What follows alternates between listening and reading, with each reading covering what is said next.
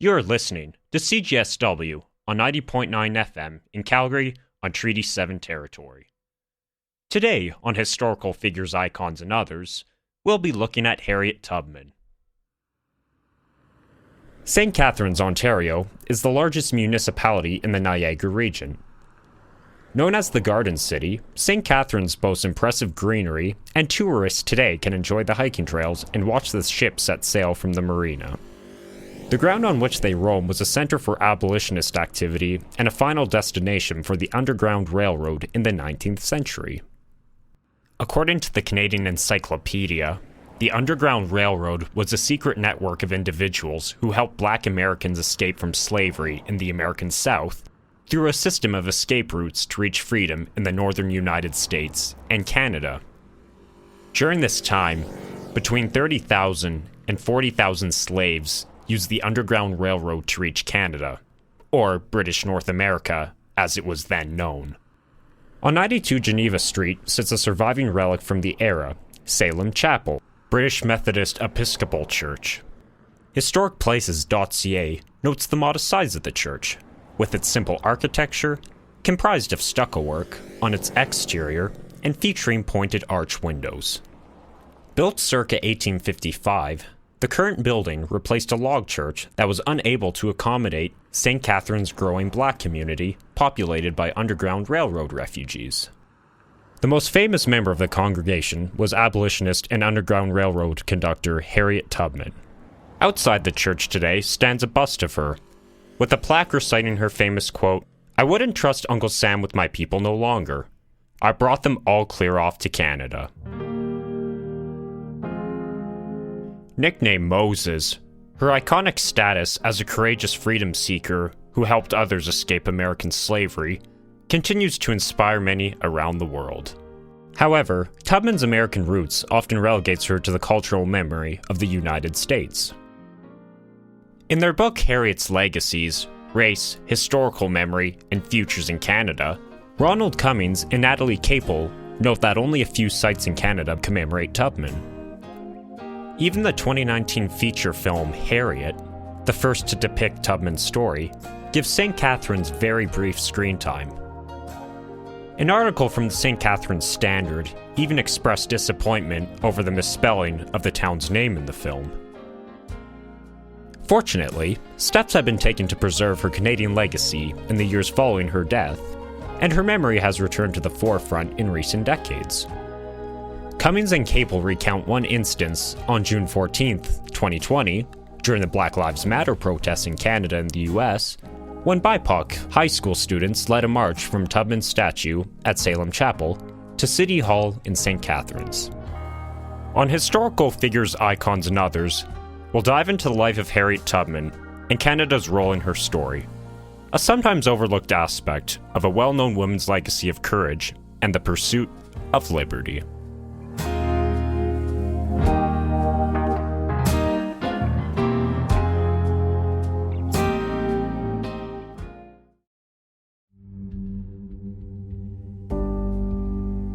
Harriet Tubman's story begins near Bucktown in Dorchester County, Maryland. She was born Araminta Ross, being nicknamed Minty throughout her young years. Like most Black slaves, her birth date is unknown, although many accounts estimate hers to be somewhere near 1820. Details of Tubman's relationship with her parents during childhood is also shadowy. In her biography Harriet Tubman, The Life and the Life Stories, Jean McMahon Humes mentions that Tubman apparently cared for her younger brother and a baby, a common occurrence for girls with enslaved families. Since her two older sisters were sold down south, fear of further family separation plagued Tubman throughout her slave years, sparking her fierce protection for her remaining family members and initial desire for freedom. Although young Tubman was subjected to the horrors of slavery, her smarts and resourcefulness was displayed early on. Catherine Clinton recounts this in her critically acclaimed biography, Harriet Tubman, The Road to Freedom. One of Tubman's mistresses whipped her every day in the morning. In her company, Tubman would wear thick clothing to lessen the whip's impact and feign the extreme pain. According to the Canadian Encyclopedia, she frequently worked the fields, allowing her to learn geographical directions and use therapeutic herbs from family and fellow slaves. These survival skills would serve her well during her historic escape years later. When working as a field hand in her adolescent years, Tubman suffered a severe head injury when an overseer attempted to throw a lead weight at a fellow slave who had left his post. Tubman reportedly stood between the overseer and the escapee, and she was struck instead. She later stated the weight had broke her skull and left her in grave condition, according to Clinton. Against all odds, Tubman survived, but the trauma had long-term repercussions. Not only would she have incidents of slipping into a slumber while working or conversing, but she would also experience visions, many of them holding spiritual significance that reflected her deep Christian faith. Kristen T. Ordle notes the significance of this in the 2015 article, Harriet Tubman, Slavery, the Civil War, and Civil Rights in the 19th Century. Ordle writes that it's anyone's guess whether Tubman's head injury truly opened a direct communication with the spiritual world. Nevertheless, when later asked how she developed the courage to face the dangerous Underground Railroad journeys, Tubman claimed that it was not her, but the work of the Lord. She put his full trust in him to lead her on the journey and claimed to have received guidance through these visions. In 1844, she married a man named John Tubman, a free black man whose background remains mysterious. Clinton writes that while intermarriage between slave and free black Americans was not uncommon in Maryland, it created hardships in their marriage. Firstly, as an enslaved woman married to a free man, any children they produced would be born slaves. Secondly, Harriet's burning desire for freedom pulled the couple apart. John's status as a free man likely made him less inclined to uproot his life in Maryland and travel with her north. Yet, a turn of events only heightened Harriet's desire for freedom.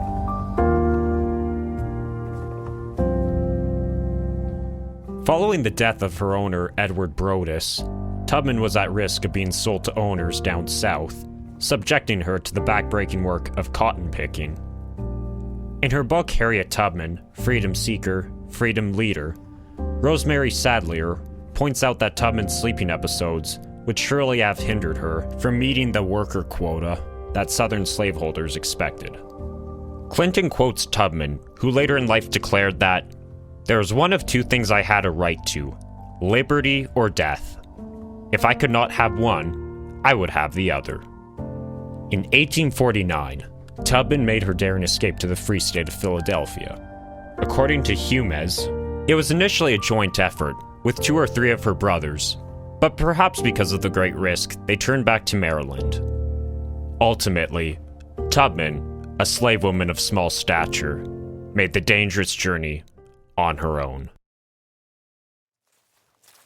The exact route she took can only be left to the imagination. Ordle believes that Tubman likely departed from the Poplar Neck Plantation, located on the Choptank River. Tubman used the North Star as a guide to freedom and traveled by night. Humes notes it is possible she traveled through several towns throughout the slave state of Delaware. Before her journey, she apparently received help from a white woman who gave her directions to the first safe house and gave her the names of others who could be trusted for the second safe house. Ordle further infers that Tubman's first destination was likely the Leverton family house, a prominent Quaker family within the Underground Railroad. The son of the household hid Tubman in a wagon to transport her to the second safe house. Tubman finally arrived to Philadelphia, where she intermingled with a large community of free black Americans and freedom seekers. Clinton writes that she adopted the name Harriet when she attained freedom, stating that she escaped the hell of slavery to the heaven of liberty. When she achieved her dream of freedom, she was reborn as Harriet. However, according to her book Bound for the Promised Land, Harriet Tubman, Portrait of an American Hero, Kate Clifford Larson states Tubman took her first name shortly after marrying John, possibly in honor of her mother. She worked as a domestic and a cook for hotels and homes throughout Philadelphia and Cape May, New Jersey. She saved her funds to be used towards her later rescue missions, hoping to free her family. Clinton mentions that despite being technically free in Philadelphia, ex-slaves like Tubman were not entirely safe. According to Larson, slave owners would turn to professional slave catchers and bounty hunters to retrieve their human property, being offered substantial financial awards. Unfortunately, further developments would further endanger runaway slaves in the North like Tubman. The bitter conflict over the legal existence of slavery continued to rage between the free states of the North and the slave states of the South. Attempting to curb these tensions that eventually led to the American Civil War, a series of political compromises were made. One notable instance was the 1850 Fugitive State Law passed by Congress. According to Sadlier, the law enforced Southerners' property rights by declaring runaway slaves to be subjected to capture by Northern citizens and sent back to their slave owner. In other words, anyone who helped slaves escape or prevented slave owners from retrieving their human property could be fined and imprisoned. As Larson explains, the passage of this law was rooted in slave owners' frustrations in the increasing number of runaway slaves. This development placed fugitive slaves like Tubman at greater risk. As a result, she pushed her operations further north, into Canada.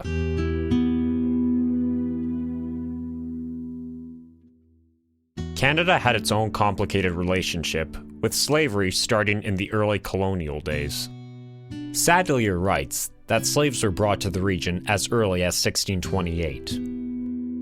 Unlike America, using black Canadians for large plantations was uncommon in Canada, so slaves were generally used for personal and domestic purposes for high-class city residents. As Clinton explains, many loyalists who escaped to Canada following the American Revolution brought their slaves with them in 1783. The Government of Canada website provides further insight into slavery with the Parks Canada article. Up until 1834, more than 4,000 people of African descent were enslaved in the colonies that would later become Quebec, Ontario, Nova Scotia, Prince Edward Island, and New Brunswick. Like in the United States, these slaves were stripped of their humanity and were subjected to violence from their owners. Many of them would revolt against bondage through means like destroying tools to hinder productivity, or attempted to escape to free black communities. African enslavement in Lower Canada lost its hold in the late 1790s, since many slaves challenged the legitimacy of their enslavement in courts of law. In 1793, the legislature of Upper Canada, now Ontario, prohibited the importation of enslaved people. But since this law still did not free anyone, many slaves fled to the free northern United States. Slowly, slavery lost its hold within the region as a whole. In August 1834, the institution was abolished across the British Empire, Canada included. This naturally made Canada a safe haven for Tubman and her fellow runaways. The exact numbers are hard to say, although as many as 60,000 ex-slaves are believed to have lived in Canada during the 1850s, according to Clinton. Many black communities were isolated and standalone outposts running along the US border. Such communities were usually far from rich, but very welcoming to runaway slaves. St. Catharines, the town that became Tubman's home base, provided a reasonable number of job opportunities for these fugitive slaves. Sadlier writes that the men worked as laborers at the well and canal, which provided power for mills and manufacturing.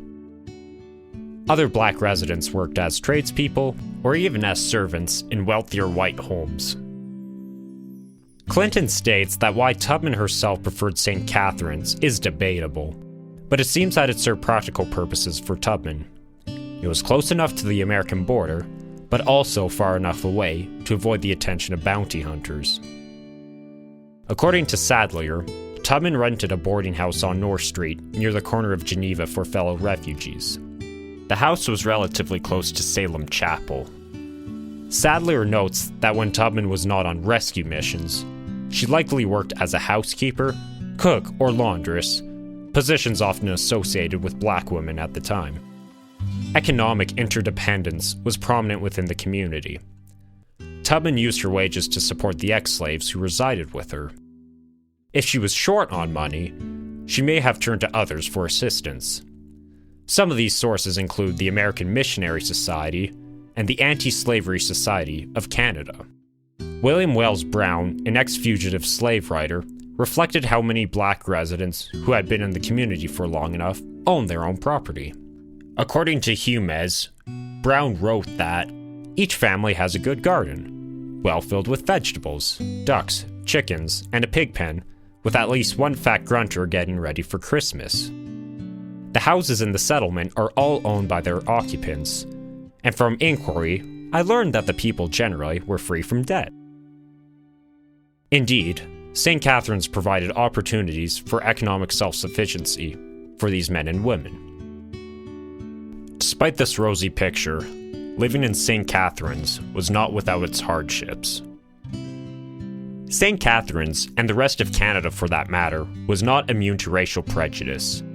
A black fugitive enjoyed greater political and legal freedoms within Canada, and coexisted with white residents to be sure. Along with being able to own property, Larson writes that black residents could vote, hold political office, testify in court, and partake in a jury. However, incidents rooted in racism did occur. Clinton describes one black homebuilder's house in an all-white neighborhood being regularly torn down each night, only to have him rebuild it the next day. Sadlier points to another instance where black residents were barred from enjoying the bathhouse and the mineral spring waters of the Welland House. The sad irony is that many of them were involved in its construction. In addition, Clinton notes how the bitter winter weather during Tubman's first year in Canada West did not help. Many exiles were not well dressed for cold weather and earned their keep through chopping wood and working various jobs within St. Catherine's. Sadly, many died of respiratory illnesses from the weather. Larson points out the work opportunities varied greatly based on weather. For example, former plantation workers who were interested in agriculture were forced to adjust to the shorter growing seasons. However, Clinton notes that those who survived claimed that the freedom from slavery made the northern winters more bearable.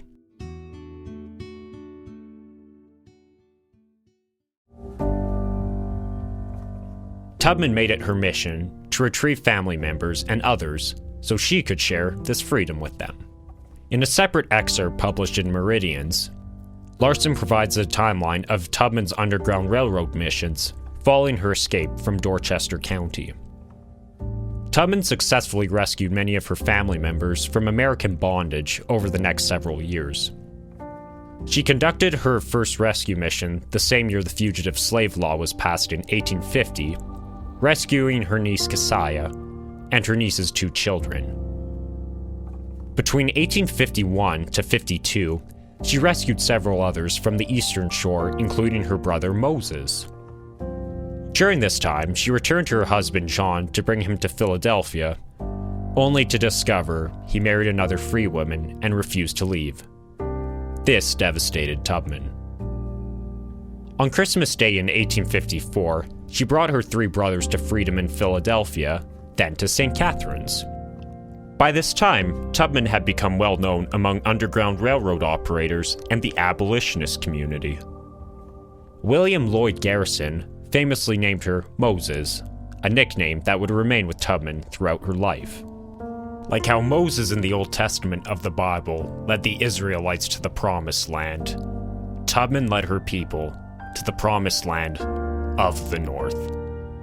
While she was unsuccessful in retrieving her sister Rachel and Rachel's children, she did manage to rescue her parents from Maryland in 1857. According to Clinton, both her parents were technically free since her father was emancipated by his master's will in 1840. He later bought his wife's freedom in 1855 for $20. By the time Tubman had arrived to help them in 1857, many of their children and grandchildren were enjoying freedom in Canada. This loneliness gradually weighed on her parents. Not only was her father at risk of being arrested for helping slaves escape, but the Dred Scott decision, which was declared by the US Supreme Court the same year, denied Black American citizenship. In total, Tubman is believed to have saved about 70 individuals in a matter of approximately 13 missions. She also gave instructions to many others how to escape on their own. Tubman famously met John Brown in St. Catharines prior to his infamous ill-fated raid on Harper's Ferry. Like Tubman, Brown was a staunch abolitionist, though he was more willing to use violence to push the anti-slavery cause. As Humes explains, one notable instance was his participation in the guerrilla warfare that defined Bleeding Kansas in 1855-56, where anti-slavery and pro-slavery forces fought over the existence of slavery in Kansas. Brown had arrived to St. Catharines to recruit refugees to join his crusade and seek the aid of Tubman. The two met in St. Catharines in 1858, and all accounts show that Tubman supported Brown. A month later, Brown held a convention in Chatham, Ontario, an event which Robin W. Winks describes in his book Blacks in Canada, A History, as the most famous meeting of abolitionists on Canadian soil. As Humes notes, Brown envisioned an uprising within Virginia, Alabama, and Tennessee, intending to liberate the claimed territory from slavery. Unfortunately, a series of postponements and delays caused Brown's envisioned raid to lose momentum. Any support he and Tubman managed to build between their meetings and the convention seemed to diminish before the raid went forward. Ultimately, only one Black Canadian participated in the raid. Clinton says that while no evidence exists that Tubman ever advocated using violence, she seemed fully aware of the consequences such a raid would inflict. Tubman ultimately never participated in the raid. It is believed she had intended to join, but was ultimately set back by an illness. After the raid finally proceeded and proved disastrous, Brown was found guilty of treason and executed. Despite this, many American Northerners and anti-slavery advocates, like Tubman, viewed his actions and sacrifice as heroic. After a while, the Canadian winters proved too harsh for Tubman's parents. Fortunately, New York Senator William Seward offered Tubman affordable property in Auburn, where a small community of freedom seekers from Dorchester County resided. Tubman moved to this property in 1859 to look after her parents and family. According to Larson's book, she would use her Auburn home as a boarding house to help her through periods of financial struggles. Clinton writes that returning to the United States was apparently a trend among Black refugees living in Canada, as scholars estimate that the population had dwindled to 20,000 by 1861. However, according to Dan J. Broiled in his article, Harriet Tubman, Transnationalism and the Land of a Queen in the Late Antebellum, Tubman did return to St. Catharines for a time to avoid being investigated for her involvement with John Brown's raid. She also established the Fugitive Aid Society of St. Catharines, which provided support for low-status escapees in the early 1860s. Sandra Edmonds Crew outlines Tubman's activities during the Civil War and beyond in her article, Harriet Tubman, Peacemaker and Stateswoman. Tubman played a significant role in the Civil War, with the Union Army recognizing that her skills as an Underground Railroad conductor would serve them well. She worked as a nurse and a spy for the Union forces. She famously led the Union Army in a successful 1863 raid that overcame rebel forces and freed around 750 slaves. She also worked as a resettlement agent, in which she helped ex-slave women from refugee camps ease into their new life where they could earn wages.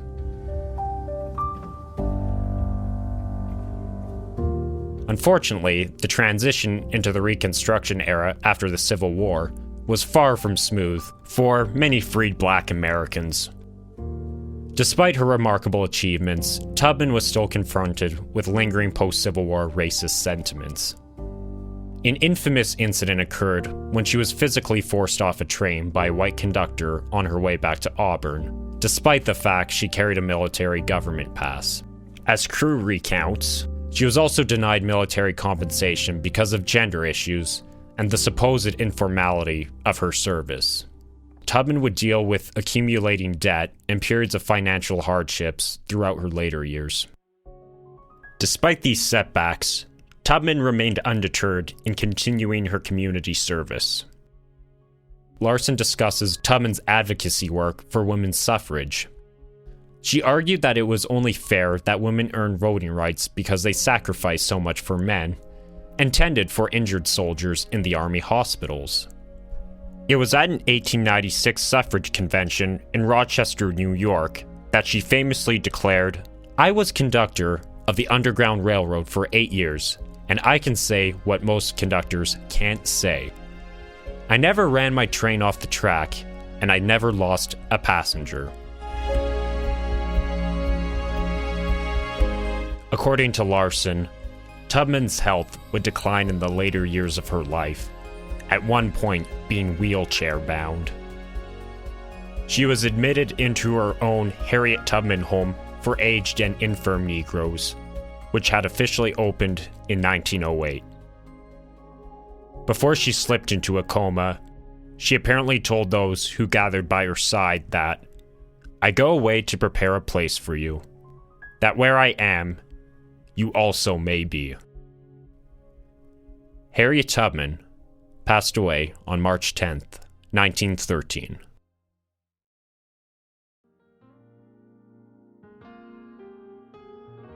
Clinton writes that in America today, there are thousands of Black Americans with at least one ancestor who found freedom thanks to Harriet Tubman. In 1990, March 10th was declared Harriet Tubman Day in the United States and in St. Catharines. In 1972, the Harriet Tubman Community Organization was launched in North York, Ontario. According to the organization's website, their mission is, in their words, building meaningful and developmental relationships with young people experiencing racialization between the ages of 8 to 25 years old.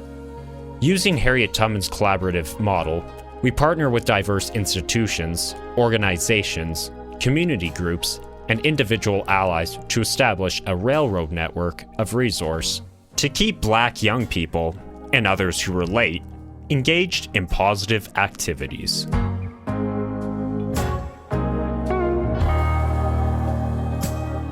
Despite lacking political power, Tubman recognized that individual and collective action by people like herself could produce positive change for people of color. She resisted the institution of slavery by breaking free from its reins, bringing dozens of others along with her to freedom.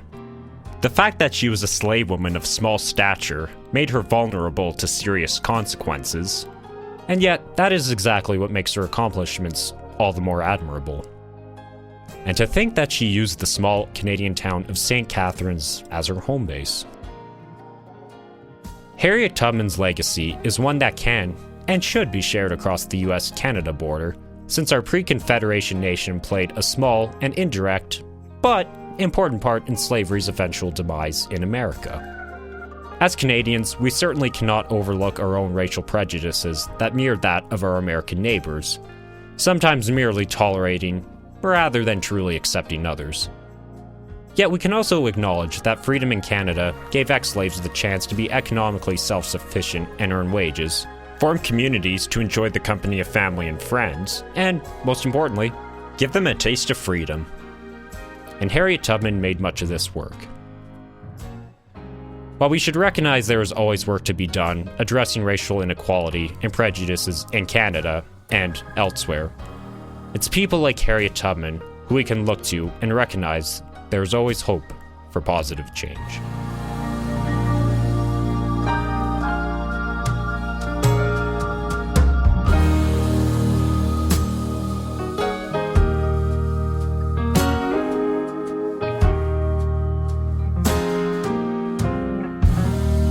Thanks for tuning into Historical Figures, Icons, and Others. Stay tuned for future episodes.